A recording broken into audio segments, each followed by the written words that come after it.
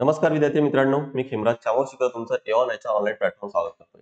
आज आपण biological classification हा टॉपिक कव्हर करणार आहोत. म्हणजे हा टॉपिक जर बघितला तर खूप मोठा टॉपिक आहे. म्हणजे पूर्ण जी सजीवसृष्टी आहे त्याचं वर्गीकरण आहे ना. बायोलॉजिकल क्लासिफिकेशन म्हणजे काय, तर सजीवांचे वर्गीकरण. याचाच एक व्हिडिओ आपण ऑलरेडी कव्हर केलेला आहे. तर तो तुम्ही नक्की बघा. डिस्क्रिप्शन बॉक्समध्ये मी याची लिंक नक्की टाकली आहे. काय तर बघा, परत एकदा सांगतोय मी तुम्हाला की बायोलॉजिकल क्लासिफिकेशन म्हणजे काय, तर पूर्ण सजीवसृष्टी आहे त्याचं आपल्याला वर्गीकरण करायचंय है ना. आणि तो वर्गीकरण त्यासाठी वेगवेगळे सायंटिस्ट आले, ते सगळे सायंटिस्ट आपण त्या व्हिडिओमध्ये कव्हर केले. आयोगाने कसे प्रश्न विचारले त्याच्यावर ते सुद्धा कव्हर केलेलं आहे. आणि आता जो क्लासिफिकेशन यूज केला जातो तो आहे काय, तर R.H. विटाकर यांचा है ना. हे सायंटिस्ट होते, इकॉलॉजिस्ट होते. त्यांनी R.H. विटाकर हे सायंटिस्ट आहे, यांनी काय केलं तर पूर्ण सजीवसृष्टी 5 भागामध्ये डिवाइड केलं आणि या 5 भागांना किंगडम असं म्हटलं जातं. तर या प्रत्येक 5 किंगडम आहेत आणि त्या 5 किंगडम पैकी एक किंगडम म्हणजेच काय, तर प्लॅन्टिक. आणि ते प्लॅन्टिक किंगडम किंवा वनस्पती सृष्टी जी आहे, किंगडम म्हणजे सृष्टी मराठीमध्ये, तर वनस्पती सृष्टी आहे ते आज आपण डिस्कस करणार आहोत. पण बायोलॉजिकल क्लासिफिकेशन म्हणजे नेमकं काय, कोणकोणते 5 किंगडम आहेत, त्यासाठी कोणते फॅक्टर्स आहेत त्या क्लासिफिकेशनसाठी, हे सगळं आपण त्या व्हिडिओमध्ये कव्हर केलेलं आहे. तर तो व्हिडिओ बघायला विसरू नका, कारण फार इम्पॉर्टंट आहे आणि त्या बेसिकवर सुद्धा आयोगाने बरेच प्रश्न विचारलेले आहेत. तर ते PYQ सुद्धा आपण कव्हर केले आहेत. या व्हिडिओमध्ये नेमकं आपण काय कव्हर करणार आहोत, तर बायोलॉजी क्लासिफिकेशन मध्ये आणि किंगडम कोणतं, तर सृष्टी कोणती, तर वनस्पती किंवा किंगडम प्लॅन्टिक हे आपण कव्हर करणार आहोत. बघा, बायोलॉजी क्लासिफिकेशन खूप मोठा टॉपिक आहे. बायोलॉजी वर सगळ्यात जास्त प्रश्न विचारतात आणि त्या बायोलॉजी मध्ये पण सगळ्यात जास्त प्रश्न बायोलॉजी क्लासिफिकेशन. दरवर्षी 1, 2, 3, 4 प्रश्न सुद्धा विचारले आहेत आयोगाने. त्यामुळे फार जास्त इम्पॉर्टंट टॉपिक आहे. आणि याच्यामध्ये पण म्हणजे हे सगळे टॉपिक जे दिलेले आहेत मी तुम्हाला, हे सगळे बायोलॉजी क्लासिफिकेशनशी रिलेटेड आहे. ठीक आहे. याच्यामध्ये जर बघितलं तर या 7 आणि 8 आहे ना, 7वा वर्ग आणि 8वा वर्ग. 6व्या वर्गामध्ये अगदी बेसिक आहे, पण 7व्या आणि 8व्या वर्गामध्ये तुम्हाला जे बेसिक मी तुम्हाला सांगितलं मागच्या व्हिडिओमध्ये कव्हर केले ते मिळेल. 9व्या वर्गामध्ये तुम्हाला जे वनस्पती सृष्टी आहे ते मिळेल, म्हणजेच काय, तर वनस्पतीचं वर्गीकरण आहे तो मिळेल. आणि 10व्या वर्गामध्ये काय, तर जे प्राणी सृष्टी आहे त्याचं वर्गीकरण कसं केलेलं आहे, कोणकोणते फायलम आहेत म्हणजे संघ कोणकोणते आहेत ते कव्हर केलं. ठीक आहे. तर आज आपण काय कव्हर करणार आहोत बायोलॉजी क्लासिफिकेशनसाठी, हे सगळे चॅप्टर्स इम्पॉर्टंट आहेतच. आणि त्याच्यामध्ये काय, तर वनस्पती आज कव्हर करणार आहोत. आणि जे तुम्हाला बोल्ड करून दाखवले मी, क्लास 9 मध्ये चॅप्टर 6 आहे, तो पूर्ण आपण आज कव्हर करणार आहोत. आणि त्याच्यावर सुद्धा आयोगाने प्रश्न विचारलेले आहेत, कसे विचारले ते पण घेऊ. नोट्स पण नीट नोट्स काढून ठेवा, कारण इम्पॉर्टंट आहे. ठीक आहे. फाईल पण तुम्हाला टेलिग्रामवर ही मिळेलच. बघा, प्रश्न काय विचारले, सीपीई म्हणजेच काय, तर कंबाईन प्रिलिम एक्झाम 2017चा आहे. नेचे रिकामी जागा या गटात येतात. नेचे हा एका झाडाचं नाव आहे. कोणत्या गटात आहे म्हणजे कोणत्या वर्गीकरणामध्ये येतं ते आहे. खालीलपैकी कोणत्या वनस्पती गटांमध्ये संवहनी संस्था, ज्याला व्हॅस्क्युलर सिस्टम म्हटलं जातं, बीजाणू निर्मिती म्हणजेच काय, तर प्रोड्यूस स्पोर्स आहे आणि बीजे नसतात म्हणजे काय, तर सीड्स, बी राहत नाही, अशा कोणता प्रकार आहे हा इथं विचारलेला आहे. हा कंबाईन प्रिलिम 2018चा प्रश्न आहे. नेक्स्ट, शैवाल आणि बुरशीचा समावेश खालीलपैकी कोणत्या गटात होतो ते विचारले. एक लक्षात येत असेल की मेन तुम्हाला एक्झाम्पल्स फार इम्पॉर्टंट आहेत है ना. त्यानंतर वनस्पतीची नैसर्गिक वर्गीकरण पद्धती कोणी शोधून काढली, कोणते सायंटिस्ट आहेत ते सुद्धा कव्हर करायचे. कंबाईन प्रिलिम 2021चा प्रश्न आहे ना. तर अशा आयोगाने प्रश्न वन लाईन प्रश्न विचारले, पण ते वर्गीकरण सगळं माहित असायला पाहिजे. आणि एक थेरॉटिकल प्रश्न पण विचारले की कोणत्या गटामध्ये त्याचे काय स्पेसिफिकेशन्स आहेत ते सुद्धा माहित असायला पाहिजे. त्यासोबत त्यांचे एक्झाम्पल सुद्धा, जे एक्झाम्पल विचारलेत आयोगाने ते शाळेच्या पुस्तकात जशा तसे एक्झाम्पल्स आहेत. पण लक्षात ठेवा की बायोलॉजी क्लासिफिकेशन हा असा टॉपिक आहे, याच्यावरचे तुम्ही किती एक्झाम्पल्स अभ्यास करा, आयोग प्रत्येक वेळेस कुठला तरी नवीन विचारतो है ना. त्यामुळे मॅक्झिमम जेवढे जमेल तेवढे एक्झाम्पल्स कलेक्ट करण्याचा प्रयत्न करा. मग ते वनस्पती असू द्या, प्राणी असू द्या, किंवा कोणते अदर मायक्रो ऑर्गॅनिझम जरी असेल, म्हणजे सूक्ष्मजीव असेल तरी पण. तर या पद्धतीने या चॅप्टरची मेन स्ट्रॅटेजी असायला पाहिजे. ठीक आहे. याचे पूर्ण नोट्स, व्हिडिओची लिंक तुम्हाला एमपीएससी एऑन आयस या चॅनलवर, टेलिग्राम चॅनलवर, त्यासोबतच एस एक्झाम रेस या टेलिग्राम चॅनल सुद्धा मिळेल. हा चॅनल सर्च करताना तुम्हाला सर्च करायचंय एज द रेस म्हणून. ठीक आहे. एज द रेस म्हणून सर्च करा, तर तुम्हाला या चॅनलचं सर्च बार मध्ये लिंक मिळून जाईल. ठीक आहे. तर मग आपण चालू करूया. काय आहे तर टोटल R.H. विटाकर, अगदी थोडक्यात बेसिक सांगतो काय आहे. R.H. विटाकर यांनी पूर्ण जी सजीव सृष्टी आहे ती काय केलं, तर 5 सृष्टीमध्ये डिवाइड केलं. 5 सृष्टीपैकी पहिली जी सृष्टी आहे ती आहे मोनेरा, ज्याच्यामध्ये सगळे जीवाणू म्हणजे बॅक्टेरिया येतात. दुसरा आहे प्रोटिस्टा, म्हणजे ज्याच्यामध्ये आपण कन्सिडर करू की अमिबा सारखी जी सूक्ष्मजीव आहेत ते येतात. तिसरा आहे फंगी, म्हणजे काय, तर कवके ते येतात. आणि चौथं काय आहे, तर मग आता वनस्पती. आणि 5वा आहे प्राणी है ना. म्हणजे आता आपल्याला घ्यायचं काय आहे, तर जी चौथी सृष्टी आहे, जी वनस्पती सृष्टी आहे, ते आपण कव्हर करणार आहोत. पण नेमकं वनस्पती म्हणजे नेमकं काय है ना, किंवा या सृष्टीला आपण कसं डिफाईन करता येईल, तर बघा काय काय सांगता येईल. कारण काहीतरी क्रायटेरिया पाहिजे ना आपल्याला. जर एखादी सृष्टी आपण जर म्हणतोय, तर त्यामध्ये कोणते सजीव येणार, त्यासाठी त्या सगळ्या सजीवांचा जो बेसिक क्रायटेरिया किंवा सगळ्यांसाठी जे कॉमन आहे ते सगळे असायलाच पाहिजे. तर असे वनस्पती म्हणजे नेमकं काय आहे, टेक्निकल डेफिनेशन म्हणजे काय, कारण वरवर आपल्याला वनस्पती जर माहित असतात की जे एकाच ठिकाणी राहतात, तिकडून दुसऱ्या ठिकाणी जात नाही, म्हणजे काय ट्रान्सलोकेट करत नाही, अशा गोष्टी आपल्याला माहित राहतात, स्वतःच अन्न स्वतः तयार करतात वगैरे, है ना. तर ह्या गोष्टी आपल्याला बऱ्यापैकी माहित आहेत. पण या व्यतिरिक्त अजून कोणकोणती टेक्निकल गोष्टी आहेत तर ते बघा. एक आहे काय तर पेशीभित्तिका युक्त दृश्य केंद्रकी पेशी आहे. पेशीभित्तिका म्हणजेच काय तर ज्याला सेल वॉल म्हटलं जातं. तर ज्यामध्ये सेल वॉल आहे, ज्या सजीवांच्या शरीरामध्ये सेलच्या भोवती म्हणजे पेशीच्या भोवती काय तर सेल वॉल आहे, प्राण्यांमध्ये ही राहत नाही, हे लक्षात ठेवा. नेक्स्ट दृश्य केंद्रकी म्हणजेच काय तर यू कॅरिओटिक आहे. यू कॅरिओटिक आहे म्हणजेच काय तर ज्यांच्या पेशी आहेत त्या फुल्ली डेव्हलप्ड आहे असं म्हणू आपण. प्रत्येक ऑर्गन भोवती सेल मेम्ब्रेन आहे असं आपण म्हणू, है ना. त्यासोबत स्वयंपोषी आपल्याला बऱ्यापैकी माहिती आहे. आणि असे जर सजीव असेल म्हणजेच काय की ज्या सेलच्या भोवती सेल वॉल आहे, युकॅरियोटिक सेल आहे आणि काय तर स्वयंपोषी म्हणजे स्वतःच अन्न स्वतः बनवतात, असे जर सजीव असेल तर त्याला आपल्याला म्हणायचं काय तर वनस्पती म्हणायचं आहे. इथं 3 मेन पॉइंट्स हे लक्षात ठेवायचे आहेत. सेल वॉल, युकॅरियोटिक, स्वयंपोषी म्हणजे काय तर ऑटोट्रॉफिक. हे 3 जर गोष्टी असेल त्याला आपण वनस्पती म्हणणार आहोत, है ना. तेच आपण जर बघितलं तर प्राण्यांमध्ये सेल वॉल राहत नाही, पण ते युकॅरियोटिक आणि काय तर आणि स्वयंपोषी पण राहत नाही, ते परपोषी राहतात, है ना. मग त्यांची डेफिनेशन आपल्याला त्या पद्धतीने काय तर ते चेंज करता येईल. नेक्स्ट बघा, वनस्पती स्वतःच अन्न स्वतः तयार करतात. कसे करतात हे आपल्याला बऱ्यापैकी माहिती आहे. प्रकाश संश्लेषण ही क्रिया होते. आणि का होते तेच का करू शकतात, कारण त्यांच्या पानामध्ये किंवा जो पण हिरवा भाग आहे त्यांच्यामध्ये असतं काय तर हरितद्रव्य असतं, क्लोरोफिल असतं. क्लोरोफिल हा पिगमेंट आहे, त्याच्यामुळे काय तर ते स्वतःच अन्न स्वतः तयार करू शकतात. वनस्पती सृष्टीमध्ये असलेले सजीव हे इतर सजीवांसाठी अन्नाचे काय तर मेन स्रोत आहे. बघा, फोटोसिंथेसिस आपले पूर्ण सजीव सृष्टी कशामुळे तयार टिकून आहे पृथ्वीवर, तर यासाठी मेन जो रिझन आहे, कारण अन्नाची जी साखळी आहे ती तयार होते कुठून किंवा सुरुवात होते कुठून, तर ती होते फोटोसिंथेसिस म्हणजे झाडांपासून सुरू होत आहे ना. झाडांवर बाकीचे प्राणी डिपेंड आहेत, त्यांच्यावर बाकीचे डिपेंड आहेत, त्यांच्यावर बाकीचे डिपेंडेंट आहे, म्हणजे सुरुवात जी झाली आहे ती फोटोसिंथेसिस पासून झालेली आहे. आणि म्हणून लक्षात घ्या की अन्नाचा प्रमुख जो स्रोत आहे पृथ्वीवर, जर सजीव जर टिकून आहे तर ते कशामुळे, तर वनस्पतीमुळे. आणि त्याच्यामध्ये पण प्रोसेस कोणती, तर ते फोटोसिंथेसिस. त्यामुळे फोटोसिंथेसिस फार इम्पॉर्टंट प्रोसेस आहे. आपण कधीतरी मागे पुढे फोटोसिंथेसिस सुद्धा डिटेल अभ्यास करणार आहोत. कारण फोटोसिंथेसिस म्हणजे नेमकं काय, कारण हेच मेन सोर्स आहे. आयोग आणि याच्यावर बरेच प्रश्न विचारले डायरेक्ट फोटोसिंथेसिसवर. आणि त्याच्यामध्ये पण तुम्हाला आता सांगतोय मी की 11वी-12वीतला फोटोसिंथेसिस तुम्हाला वाचायचं आहे, कारण डिटेल प्रश्न आयोगाने विचारलेले आहेत. तुम्हाला त्याच्यामध्ये पानामध्ये कोणते सेल्स असतात, मेसोफिल सेल्स आहेत, त्याच्यामध्ये स्टोमॅटा आहे, है ना. त्यानंतर क्लोरोप्लास्ट म्हणजे काय, क्लोरोफिल कुठं असतं, त्यानंतर स्टोमा काय, अशा बरेच, किंवा थॅलाकॉइड काय, असे बरेच जे नावं, टेक्निकल नावं आहेत ती फार इम्पॉर्टंट आहे. याच्यावर आयोगाने प्रश्न विचारले, तर त्याच्यावर सुद्धा आपण नक्कीच मागे पुढे कधीतरी लवकरात लवकर आपण त्याच्यावर व्हिडिओ तयार करणार आहोत. ठीक आहे. तर बघा, ही सगळी डेफिनेशन झाली म्हणू आपण कशाची, तर वनस्पतीची. आता वनस्पतीचा जो वर्गीकरण केलेला आहे त्यासाठी सायंटिस्ट लक्षात ठेवा ते कोण आहे, तर बेंथम आणि हुकर. बेंथम आणि हुकर या सायंटिस्टने काय केलं, तर वर्गीकरण केलं. पण तो वर्गीकरण करायचे तर मग काहीतरी पॉईंट्स कन्सिडर करायला लागतील, काहीतरी फॅक्टर्स, पॅरामीटर्स असतील. तर पॅरामीटर्स कोणकोणते, तर बघा, पहिला पॅरामीटर आहे की वनस्पतींना अवयव आहे की नाही. सगळ्याच वनस्पतींना अवयव राहत नाही. जसं शेवाळ जर बघितलं तो वनस्पतीमध्ये तरी येतात, पण त्यांना अवयव नाहीये. ते जर वडाचं झाड बघितलं तर तो फुल्ली डेव्हलप आहे, त्याला सगळंच आहे, सगळे अवयव आलेले आहेत. पण शेवाळ जर बघितलं त्याला अवयव, इव्हन पानं नाही भेटत आपल्याला, मूळ आहे, खोड आहे, अशी काही आपल्याला कायदा मिळत नाही, है ना. त्यामुळे ते काय म्हणू आपण की सगळ्यात बेसिक आहे आणि फुल्ली डेव्हलप काय म्हणू, तर आपण वडाचं झाड आहे. त्यामुळे लक्षात घ्या की अवयव आहे की नाही आहे, हा पहिला फॅक्टर आहे. नेक्स्ट, पाणी व अन्नाचे वहन करण्यासाठी स्वतंत्र उती संस्था आहे की नाही आहे, ज्याला संवहनी संस्था म्हणतात. संवहनी संस्था संस्था आणि इंग्लिशमध्ये काय म्हणतात त्याला, व्हॅस्क्युलर सिस्टम म्हटलं जातं. व्हॅस्क्युलर सिस्टम, ठीक आहे. हे लक्षात ठेवा, कारण पुढे वर्ड्स येणार आहेत. त्यावेळेस आपण क्लासिफिकेशन घेऊ, त्यावेळेस परत मी सांगणार नाही, कारण इथंच मिनिंग लक्षात घ्या, कारण हेच फॅक्टर्स आहेत, याच्या बेसिसवरच काय तर सगळे कव्हर केलेत, है ना. मग आपण ज्यावेळेस क्लासिफिकेशन घेऊ, फक्त ह्या गोष्टी आहेत की नाही, अवयव आहेत की नाही आहे, बस तेवढं फक्त लक्षात ठेवायचं आहे. संवहनी संस्था म्हणजे व्हॅस्क्युलर सिस्टम आहे की नाही, फक्त एवढंच लक्षात ठेवायचं आणि त्याच्याच बेसिसवर काय तर प्रत्येक जे टाइप्स आहेत ते लक्षात ठेवता येईल तुम्हाला. ठीक आहे. म्हणजेच काय, पाणी आणि अन्न वाहून नेण्यासाठी स्वतंत्र संस्था.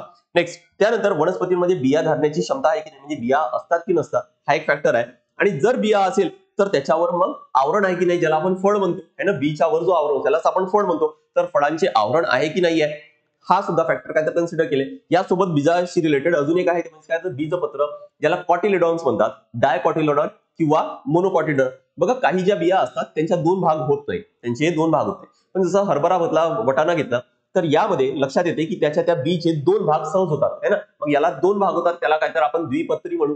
डायकॉटिलेडॉन, डाय म्हणजे काय तर 2, है ना. द्विपत्री म्हणू, नाही होत असेल त्याला आपण एक बीजपत्री म्हणू, ज्याला मोनोकॉटिलेडॉन्स म्हटलं जातं, है ना. तर असे 3 मुद्दे हे काय तर बेंथम आणि हुकर या सायंटिस्टने काय तर कन्सिडर केलेत, जे वनस्पतीचं वर्गीकरण आहे ते करण्यासाठी. ठीक आहे. इथं बघा, मी तुम्हाला एक हा जो ट्री डायग्राम सारखं दिलेला आहे तो फार इम्पॉर्टंट आहे.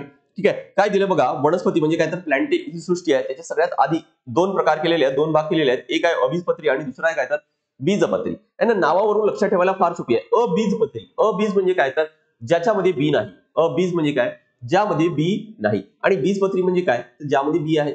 अबीजपत्री इंग्लिशमध्ये नाव आहे क्रिप्टोग्राम्स आणि बीजपत्रीला नाव आहे काय तर फॅनोरोग्राम्स है ना.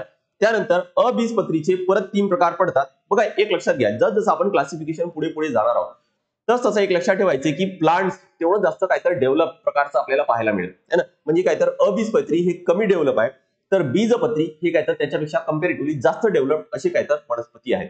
जास्त डेव्हलप म्हणजे काय, की ज्यांच्यामध्ये प्रॉपर असे काय तर अवयव असतील है ना.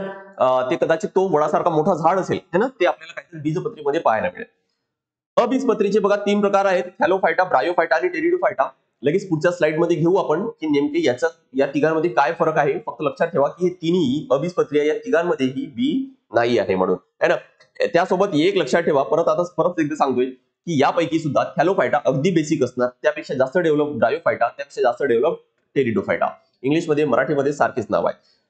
बीजपत्रीमध्ये 2 प्रकारचे आहेत, ते म्हणजे काय तर अनावृत्त बीजी ज्याला जिम्नोस्पर्म म्हणतात आणि त्यानंतर काय तर आवृत्त बीजी ज्याला अँजिओस्पर्म म्हणतात. अनावृत्त बीजी जिम्नोस्पर्म म्हणजे काय, की ज्याच्या बी भोवती आवरण नाहीये, म्हणजे फळाचं आवरण नाहीये, ज्यामध्ये फळ नाहीये, फक्त बी आहे.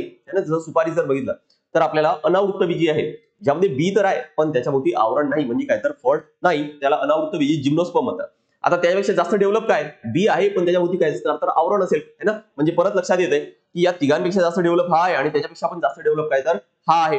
त्यामुळे आवृत्त बीजी म्हणजे काय, ज्यामध्ये फळ आहे.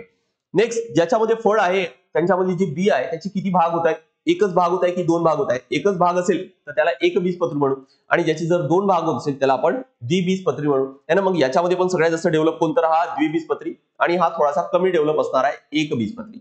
तर या पद्धतीने काय तर हा क्लासिफिकेशन बघा सिक्वेन्सनी असंच लक्षात ठेवा. ऑप्शन एलिमिनेट करायला फार मदत होतं, कारण ज्या वेळेस थोडं थेरॉटिकल प्रश्न विचारतात थोडं आपण कन्फ्युज होतो है ना. पण आपण जर ऑप्शन हे सिक्वेन्स जर प्रॉपर लक्षात असेल तर सोपा आहे लक्षात ठेवायला है ना. जमेल तिथपर्यंत हा ट्री डायग्राम जो आहे हा रट्टाच मारून घ्यायचा आहे, म्हणजे एक रफ पेज घ्यायचा आणि त्याच्यावर काहीतरी ट्री डायग्राम काढायचं. थोडीशी माहिती शाळेच्या पुस्तकातलं स्क्रीनशॉट आहे, जसं तसं घेऊन आलोय.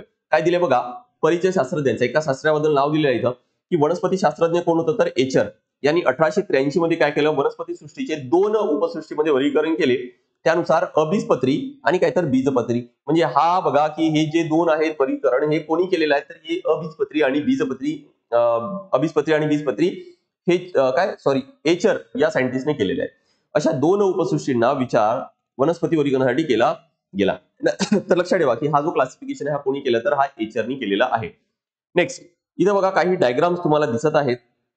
असं मी 3 कॉलम तयार केलेले आहेत राईट. आता हे बघा, आपण सगळ्यात आधी सुरुवातीला काय घेणार आहोत, क्रिप्टोग्राम्स म्हणजे अबीजपत्री आणि त्याच्यामध्ये 3 प्रकार, तो म्हणजे काय तर थॅलोफायटा, ब्रायोफायटा आणि टेरिडोफायटा. डायग्राम नीट लक्षात घ्या, कारण याच्यावरून तुम्हाला काही गोष्टी सहज लक्षात राहतात. पहिला सगळ्यात आधी कोण आहे तर थॅलोफायटा, जो सगळ्यात बेसिक, त्यापेक्षा थोडंसं जास्त डेव्हलप म्हणजे कोणतं ब्रायोफायटा, त्यापेक्षा थोडंसं जास्त डेव्हलप टेरिडोफायटा. इथं कॉलम लक्षात असेल की सगळ्यात डाव्या बाजूला जे आहेत ते आहेत कोणतं, ते आहेत थॅलोफायटा. पहिला प्रकार कोणता तर थॅलोफायटा. त्यामुळे हा आहे थॅलोफायटा, हे जे आहेत ते आहेत ब्रायोफायटा आणि हे कोण आहे तर हे आहे टेरिडोफायटा है ना. बघा आता थॅलोफायटा जो दिसत आहे तुम्हाला हे अगदी बेसिक आहेत, त्यांच्यामध्ये तुम्हाला अजिबात कोणतेही पान, फूल, खोड, काही कोणतेही अवयव काय त्यामध्ये दिसणार नाही. तेच ब्रायोफायटामध्ये जर बघितलं थोडीशी जास्त डेव्हलप, थोडंसं बघा की मुळासारखा भाग आहे, थोडासा पानांसारखा भाग आहे है ना, तर तो कशामध्ये आपल्याला ब्रायोफायटामध्ये मिळेल. आणि तेच टेरिडोफायटामध्ये जर बघितलं, जसा नेचेचं झाड दिसते आपल्याला की हा काहीतरी या ब्रायोफायटापेक्षा पण काहीतरी थोडंसं जास्त डेव्हलप आहे. तो आता वाटतोय आपल्याला की कदाचित तो काहीतरी थोडा झाडासारखा भाग आहे, झुडपासारखा भाग आहे, म्हणजेच काय म्हणतील आपल्याला ब्रायोफायटापेक्षा पण काहीतरी जास्त डेव्हलप झालेला आहे ना. डायग्रामवरून लक्षात ठेवायला सोपी आहे. ठीक आहे, आता बघा मी क्लासिफिकेशन घेतो, अगदी सोपी आहे. पहिला जो प्रकार होता तो थॅलोफायटा आणि याच्यामध्ये येतात काय तर अल्गी म्हणजेच काय तर शेवाळ येतात. ठीक आहे, हे लक्षात ठेवा, थॅलोफायटा मध्ये येतात कोणतं शेवाळ, किंवा थॅलोफायटाला दुसरं नाव म्हणजेच काय तर ते शेवाळ. आणि शेवाळ आपल्याला माहिती आहे की हे कशामध्ये वाढतात तर हे पाण्यामध्ये वाढतात. बघा तिन्ही पण क्लासिफिकेशन आपण सोबत घेणार आहोत, त्यामुळे कम्पॅरेटिव्ह जर स्टडी केलं तर हे लक्षात ठेवायला सोपी आहे. तुम्ही प्रत्येक वेगवेगळे अभ्यास करत असणार तर मग थोडंसं कठीण जातं, कारण एक वाचतो दुसरं वाचतो त्यावेळेस मग पहिला विसरून जातो आपण है ना. त्यामुळे कम्पॅरेटिव्ह स्टडी करा, थोडंसं नक्कीच मदत होईल. तर थॅलोफायटा जो आहे तो फक्त पाण्यामध्ये वाढतो, टेरिडोफायटा हा फक्त जमिनीवर वाढतो आणि ब्रायोफायटा हा दोन्ही ठिकाणी वाढतो. दोघांच्या मध्ये, त्यामुळे काय लक्षात ठेवायचे, हा दोन्ही ठिकाणी राहणार आहे, म्हणजे पाण्यात पण आणि काय तर तो जमिनीवर पण. आपण असं म्हणू की थोडासा याला ब्रायोफायटाला काय तर थोडंसं काय तर यांना ओलावा सारखी ची गरज असते आणि म्हणून काहीतरी तिथे लिहिलेलं काहीतरी उभयचर लिहिलेले आहे. नेक्स्ट बघा, थॅलोफायटा अगदी बेसिक होते. शेवाळ एक्झाम्पल ठेवा, लक्षात ठेवा. यांना त्यामुळे मूळ, खोड, पाने, फुले असे कोणतेही अवयव राहणार नाही आहेत, है ना. त्यानंतर काय तर टेरिडोफायटा, यांना काय म्हटलं की आपण हे या क्रिप्टोगॅम्स मध्ये, अबिसपत्रीमध्ये सगळ्यात जास्त डेव्हलप आहे, त्यामुळे यांना काय तर ते सगळे अवयव असतील. पण मग ब्रायोफायटामध्ये काय तर यांना अवयव तर नाही आहेत, पण त्या अवयवासारखे दुसरे छोटे छोटे काय तर भाग आहेत. जसं मुळाच्या जागी काय तर मुलाब आहेत, त्यानं बघा खरी मूळ, खोड, पाने नसतात, तर पानांसारख्या रचना असतात. पानांसारख्या काय असतात तर रचना असतात. आणि मुळांऐवजी मुळांसारखे अवयव असतात, ज्याला काय म्हटलं तर मुलाब म्हटलेलं. एक्झॅक्टली ते पानं, मूळ, फुल वगैरे, खोड वगैरे नाही आहे, पण मुळाच्या जागी काय तर छोटा छोटा भाग आहे, ज्याला मुलाब म्हटलेला आहे ना. तर काय लक्षात येते बघा की थॅलोफायटा अगदी बेसिक आहे, ज्यामध्ये कोणतेही अवयव नाहीये. ते टेरिडोफायटा जर आपण बघितलं, त्यामध्ये काय तर फुल्ली डेव्हलप्ड आहे, फक्त अबिसपत्रीची आपण गोष्टी करतोय, है ना. आणि जो ब्रायोफायटा त्याच्यामध्ये काय तर मुळांच्या जागी मुलाब आहे, है ना. नेक्स्ट काय तर बघा, वनस्पतीचे शरीर कसे आहे, शेवाळ इमॅजिन करा. म्हणजेच काय तर शरीर कसे आहे तर मऊ आहे आणि काय तर तंतुरूपी आहे. इथे एक दिसतो स्पायरोगायराचे एक्झाम्पल, हा काय तर तंतुरूपी आहे. नेक्स्ट ब्रायोफायटाचं शरीर कसं आहे, हा पण चपटी रिबिन सारखा आहे. आणि अबिसपत्रीचे काय तर हे सगळ्यात डेव्हलप आहे. म्हणजे काय तर यांच्यामध्ये आपण ऑलरेडी घेतलं की मुळे, खोड, पाने हे काय तर अवयव आहेत, त्यामुळे यांचा अवयव काय तर हे थोडंसं वनस्पती सारखं पाहायला मिळतो. कुणामध्ये तर टेरिडोफायटामध्ये. सगळे वनस्पतीचा प्रकार आहे, म्हणजे ऑब्व्हियस आहे की स्वयंपोषित असणार आहे. नेक्स्ट बघा की पुढचा जो मुद्दा आहे, पॉइंट आहे, तो काय तर तो आहे प्रजनन, म्हणजे काय रिप्रोडक्शन. थॅलोफायटा रिप्रोडक्शन कसं होतं तर ते होतं बीजाणू निर्मितीने, म्हणजेच काय तर स्पोर फॉर्मेशन होतं. स्पोर फॉर्मेशन म्हणजेच काय की त्यांना एक थोडासा असा गोल म्हणजे फळासारखा भाग येतो. ऍक्च्युअली त्यांच्यामध्ये असतात काय तर स्पोर्स असतात, बीजाणू असतात. तो फुटून बाहेर पडला की तिथूनच काहीतरी एक नवीन झाड तयार होतं, त्याला बीजाणू म्हटलं जातं, त्याला स्पोर म्हणतात. यामध्ये सुद्धा काहीतरी बीजाणू निर्मितीनेच होतं. पण टेरिडोफायटामध्ये बघा की अलैंगिक प्रजनन हा बीजाणू निर्मितीने होते, पण लैंगिक प्रजनन हा युग्मक निर्मितीने होते. ठीक आहे. स्पोर फॉर्मेशन किंवा बीजाणू निर्मिती लक्षात ठेवा की अलैंगिक पद्धत आहे. लैंगिक आणि अलैंगिक म्हणजे रिप्रोडक्शनचे दोन प्रकार येतात, आणि प्रत्येकामध्ये मग काय तर त्या असेक्युअर रिप्रोडक्शन म्हणजे अलैंगिक मध्ये परत त्याचे काय तर प्रकार आहेत. तर वनस्पतींमध्ये, काही वनस्पतींमध्ये बीजाणू निर्मिती या अलैंगिक पद्धतीने सुद्धा काय तर रिप्रोडक्शन होतं. तर लैंगिक प्रजननामध्ये काय तर युग्मक, ज्याला काय तर आपण जनरली झायगोट म्हणतो, है ना. म्हणजे स्पर्म आणि एग एकत्र आल्यानंतर जो तयार होतो, त्याला आपण म्हणजे आपण अॅनिमलच्या बाबतीत जर म्हटलं त्याला काय म्हणतात तर झायगोट म्हटल्या जातं. म्हणजे पुयुग्मक आणि स्त्री युग्मक एकत्र आले की काय तयार होणार तर झायगोट तयार होईल, है ना. तर हे युग्मक तयार होत असतं. नेक्स्ट बघा, पाणी व अन्नाच्या वहनासाठी विशिष्ट उती संस्था नाहीत, ज्याला वॅस्क्युलर सिस्टम म्हणतो आपण, संवहनी संस्था. ह्या विशिष्ट संस्था यामध्ये नाहीत, यामध्ये नाही आहेत, यामध्ये पण नाही आहेत, आणि यामध्ये काय तर त्या आहेत, है ना. म्हणजे लक्षात येतं क्लिअर की टेरिडोफायटा काय तर हा डेव्हलप आहे. उदाहरण फार इम्पॉर्टंट आहे, आयोगाने यावर भरपूर फोकस केलेला आहे. थॅलोफायटाचं बघा, स्पायरोगायरा, युलोथ्रिक्स, उल्वा, सर्गॅसम इत्यादी आहे. हरिद्रव्य नसलेल्या विविध प्रकारच्या किण्व, बघा हा एक इम्पॉर्टंट पॉइंट आहे की हरिद्रव्य ज्यांच्यामध्ये नाहीये असे किण्व, आणि काय तर ज्याला इस्ट म्हणतात, आणि बुरशी यांचा स्वतंत्रपणे समावेश सुद्धा यांच्यामध्ये होतो.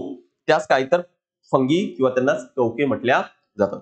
नेक्स्ट बघा, मॉस, याची ब्रायोफायटाचा मॉस, फिनेरिया ज्याला म्हणतात, मर्केन्शिया, अँथॉसिरास, रिक्शिया इत्यादी एक्झाम्पल आहे. टेरिडोफायटाचं फन्स, नेफ्रोलिस किंवा नेचे, हे तिन्ही नाव एकाच गोष्टीचे आहे, एकाच वनस्पती, लक्षात ठेवा. मार्सेलिया, टेरिस, एडिएंटम, इक्विसेटम, सिलॅने जिनेला, आणि काय तर लायकोपोडियम, ही काही एक्झाम्पल शाळेच्या पुस्तकात आपल्याला टेरिडोफायटाची दिली आहे. ठीक आहे. तर या पद्धतीने लक्षात ठेवा की जो अबिसपत्री आहे, जे क्रिप्टोगॅम्स आहे, त्याचे तीन प्रकार, थॅलोफायटा, ब्रायोफायटा आणि काय तर टेरिडोफायटा, फार इम्पॉर्टंट आहे. नेक्स्ट, परत हे एक एक्स्ट्रा मुद्दा लक्षात ठेवा, एक्स्ट्रा पॉइंट आहे, यावर सुद्धा आयोगाने प्रश्न विचारले. काय आहे तर बघा की हा जो शेवाळ आहे ना, अल्गी, याचे अजून बाकीचे पण प्रकार काही पडतात.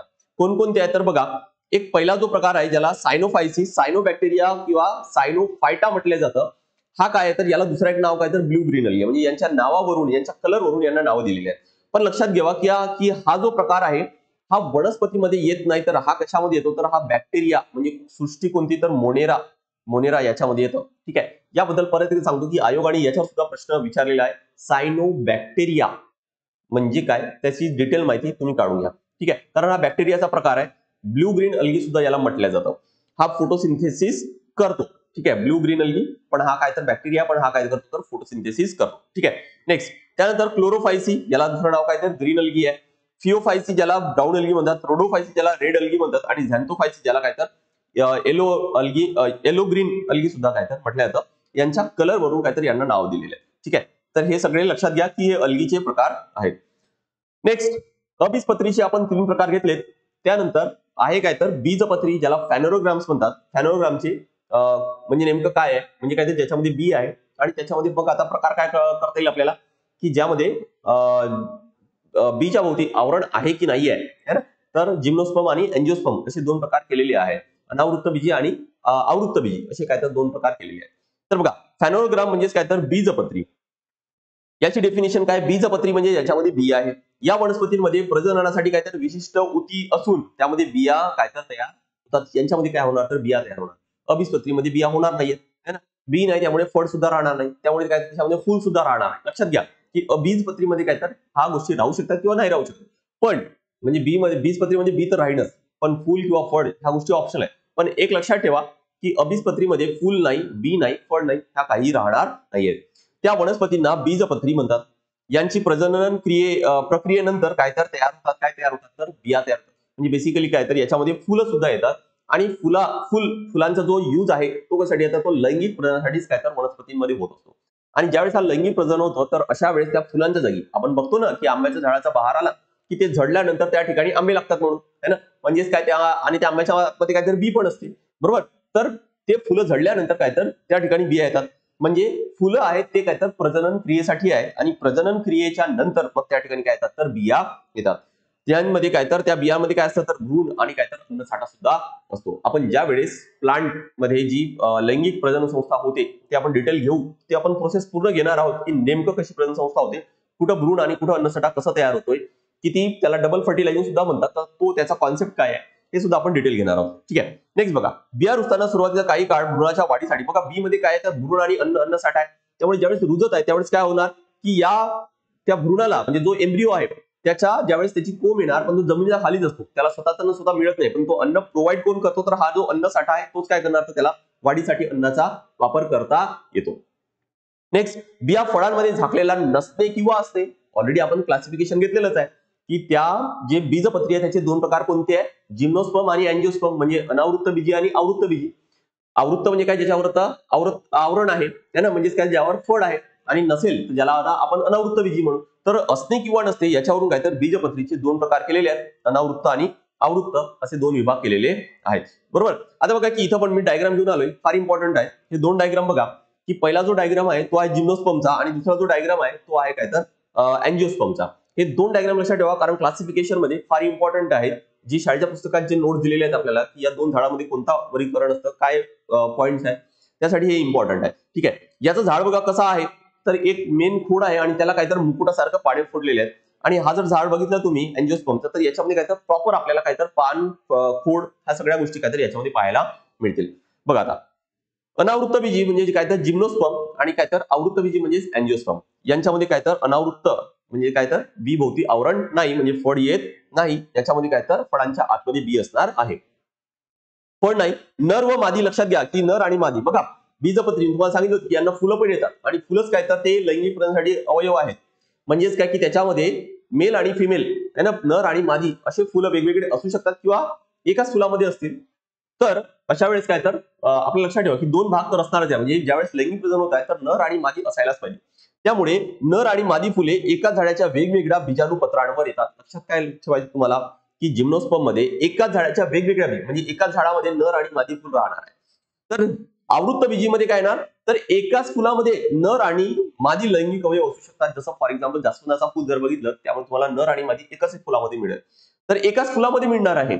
पण याच्यामध्ये काय तर नर आणि, जसं पपईचा एक एक्झाम्पल आहे, तर पपईचा एक्झाम्पल जर घेतलं तर त्याच्यामध्ये नर फुल आणि मादी फुल हे काय तर हे वेगवेगळे येतात. नेक्स्ट, यांना आपल्या लक्षात येते, डायग्राम थोडीशी आठवून बघा. हे जिम्नोस्पर्मची आहे, याच्यामध्ये फांद्या नाही आहेत, डायरेक्ट काय तर फांद्या नाही आहेत आणि पानांचा हा मुकुट तयार झालेला आहे. यांच्यामध्ये काय तर विस्तारित पाणी येतात आणि फांद्या सुद्धा असतील. उदाहरण लक्षात ठेवा, सायकस पिसिया ज्याला क्रिसमस ट्री म्हणतात, पूजा म्हणजे काय तर मोरफंकी. नेक्स्ट, पायनस आहे ज्याला देवदार म्हणतात. आणि अँजिओस्पर्मचे एक्झाम्पल मका, मोहरी, घेवडा, हरभरा, आंबा हे सगळे याच्यामध्ये येणार आहे. एक्स्ट्रा पॉईंट लक्षात ठेवा, छोट्या मोठ्या एक्झाम्पल मध्ये सरळ सेवा वगैरे तुम्ही देत असतात किंवा ग्रुप बी, ग्रुप सी, ग्रुप डी असे जे एक्झाम असेल त्यामध्ये हे अशा गोष्टी जास्त विचारतात की सर्वात लहान जिम्नोस्पर्म, सर्वात लहान अनावृत्त बीजी कोणती आहे तर झॅयमिया पिग्मी है ना. आणि सर्वात मोठा काय तर हायपेरियन ज्याला सिक्विओ सेमी परविरेन्स असं सुद्धा काय तर नाव आहे. आणि इथं अँजिओस्पर्म मध्ये सगळ्यात लहान वोल्फिया आणि सर्वात मोठा काय तर युकॅलिप्टस रेगन्स हे नावं लक्षात ठेवायचे. ठीक आहे. नेक्स्ट बघा आता या अँजिओस्पर्मचे परत दोन प्रकार पाडले होते आपण त्या ट्री डायग्राम मध्ये, कदाचित आठवत असेल तुम्हाला, मोनोकॉटिलेडॉन आणि काय तर डायकॉटिलेडॉन है ना. मोनोकॉटिलेडॉन आणि डायकॉट. मोनो म्हणजे काय तर एक बीजपत्री, याला इथं लिहितोय मी की एक बीजपत्री मोनोकॉटिलेडॉन्स है ना. आणि द्विबीजपत्री म्हणजे काय तर डायकॉटिलेडॉन्स. डायकॉटिलेडॉन्स असे दोन प्रकार पडलेले आहेत है ना. म्हणजेच काय तर आता बी तर आहे, बी भोवती आवरण पण आहे, पण त्या बीचे किती भाग होत आहेत, दोन भाग होतात की नाही होतात, त्याच्या होत असेल त्याला आपण डायकॉटिलेडॉन म्हणू, आणि नाही होत त्याला आपण मोनोकॉटिलेडॉन म्हणणार आहोत. बघा एकच भाग आहे त्याचे दोन भाग होत नाही त्याला आपण म्हणू एक बीज है ना, आणि दोन भाग होत असेल त्याला काय म्हणू आपण दोन बीजपत्रे है ना. त्यानंतर यांचे मूळ कसे आहेत तर बघा, ठळक प्राथमिक मूळ आहे आणि यांच्यामध्ये काय तर तंतुमूळ आहे. ठळक प्राथमिक मूळ म्हणजे काय, इमॅजिन करा की ज्याच्यामध्ये डायकॉटिलेडॉन मध्ये वडाचं झाड एक्झाम्पल करा आणि एक बीजपत्रीमध्ये कांद्याचं इमॅजिन करा. वडाचं झाड जर तुम्ही बघितलं त्याचा मूळ कसा असणार तर बघा, असं जमिनीच्या खाली एक मेन मूळ असतो आणि त्याला मग काय तर असे फाटे फुटलेले असतात है ना. असा जर मेन जर मूळ असेल तर याला काय म्हणतात, ठळक प्राथमिक मूळ किंवा याला सूट मूळ, याला टॅप रूट म्हटल्या जातं. पण जर तेच आपण याच्यामध्ये एक बीजपत्रीमध्ये फॉर एक्झाम्पल कांदा तुम्हाला सांगितला होता, त्याचं तुम्ही जर बघितलं तर त्याचं कसं आपल्याला पाहायला मिळतो तर असे काय तर असे तंतू सारखे काय तर याला मुळे आपल्याला पाहायला मिळतात. ठीक आहे. कांदा बघा किंवा मग ऊस आहे, बांबू आहे, यामध्ये सुद्धा आपल्याला पाहायला मिळतं. खोड कसा आहे तर बघा, याचा एक्झाम्पल मी तुम्हाला सांगितला होता की द्विबीजपत्रीचा काय लक्षात ठेवायचं तर वटवृक्ष आहे. खोड कसा आहे तर मजबूत आणि कठीण आहे है ना. एक्झाम्पल आधी लक्षात ठेवा, म्हणजे हे पॅरामीटर्स लक्षात ठेवणं सोपी आहे. याच्यामध्ये खोड कसा आहे बघा, वेगवेगळे एक्झाम्पल आहेत, म्हणजे वेगळ्या झाडानुसार त्याची वेगवेगळे असतात, पण असं मजबूत आणि कठीण तर राहत नाही. कांदा जर असेल तर चक्तीसारखा आहे, आपल्याला माहिती आहे. केळी असेल तर आभासी आहे, कारण त्याची पानं सड काढून घ्या तर तो खोडा सगळं काय ते बाहेर निघतात है ना. त्यानंतर बांबूचं जर बघितलं तर तो कसा आहे तर तो पोकळ आहे. पाने कसे आहेत तर बघा, याचा जाळीदार शिराविन्यास आहे. म्हणजेच काय तर जसा पान असेल तर बघा वडाचा किंवा दुसरा कोणता झाड, तर याच्यासाठी काय असतात तर असे वेन्स असतात आणि यांना परत काय तर असे जाळीसारखे काय तर हे पूर्ण असे पसरलेले आहेत, पूर्ण असे जाळीसारखे हे पसरलेले असतात है ना. ते जर याच्यामध्ये जर बघितलं आपण एक बीजपत्रीमध्ये तर त्याचे पानं कसे असतात, जसं केळीचं आपण एक्झाम्पल जर घेतलं तर केळीचं पान बघा कसं आहे. केळीचं पान बघा हे कसं आहे तर हे असे पॅरल काय तर असे वेन्स आहेत यांना है ना, म्हणजे काय तर समांतर आहेत. आणि म्हणून इथे बघा की जाळीदार लिहिलंय, इकडे काय लिहिलंय तर समांतर शिराविन्यास लिहिलेलं है ना. फुल कसे आहेत याचे द्विबीजपत्रीमध्ये तर 4 किंवा 5 भागांचे काहीतरी यांचे फुल येतात, म्हणजे चतुर्भागी किंवा पंचभागी असतात. तर एक बीजपत्रीमध्ये काय असतात तर 3-3च्या पटीमध्ये काय तर त्यांचे भाग असतात. तर या पद्धतीने आपण सगळे जे वनस्पती क्लासिफिकेशन आहे त्याचा ट्री डायग्राम तो इम्पॉर्टंट आहे फार, आणि त्याच्यावरून ते रिवाइज करण्याचा प्रयत्न करा. म्हणजे एक दोनदा तुम्ही वाचलं की फक्त ट्री डायग्राम समोर ठेवायचं किंवा ते काढून बघायचं आणि प्रत्येकाचे पॉईंट्स वाचून काढायचे किंवा ते कम्पेअर करायचं की थॅलोफायटा, ब्रायोफायटा, टेरिडोफायटा काय काय फरक आहे त्या तिघांमध्ये. त्यासोबतच मग इकडे जिम्नोस्पर्म, अँजिओस्पर्म मध्ये काय फरक आहे, मोनोकॉटिलेडॉन, डायकॉटिलेडॉन मध्ये काय फरक आहे, हे सोबत सोबत अभ्यास करायचा आणि फक्त समोर तुम्हाला तो ट्री डायग्राम ठेवायचा. तो रिवाइज करून बघा आणि त्या रिवाइज करण्यामध्ये जर एखादी पॉईंट जर सुटत असेल तो बघा आणि तो परत नेक्स्ट टाइम रिवाइज करताना तो आठवण्याचा प्रयत्न करा. बस एवढंच करायचंय. कंपॅरेटिव्ह स्टडी करायचंय, म्हणजे काय तर मॅक्झिमम पॉईंट लक्षात राहतात.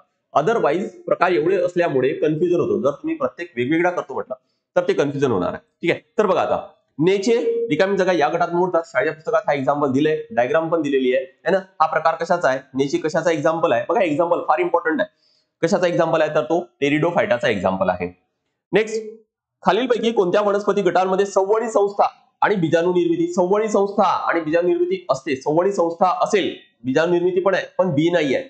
बी नाही आहे म्हणजेच काय तर हा अबीजपत्री आहे, अबीजपत्री आहे. आणि अबीजपत्रीचे 3 प्रकार आपण घेतलेत ऑलरेडी. कोणकोणते, थॅलोफायटा, ब्रायोफायटा आणि टेरिडोफायटा.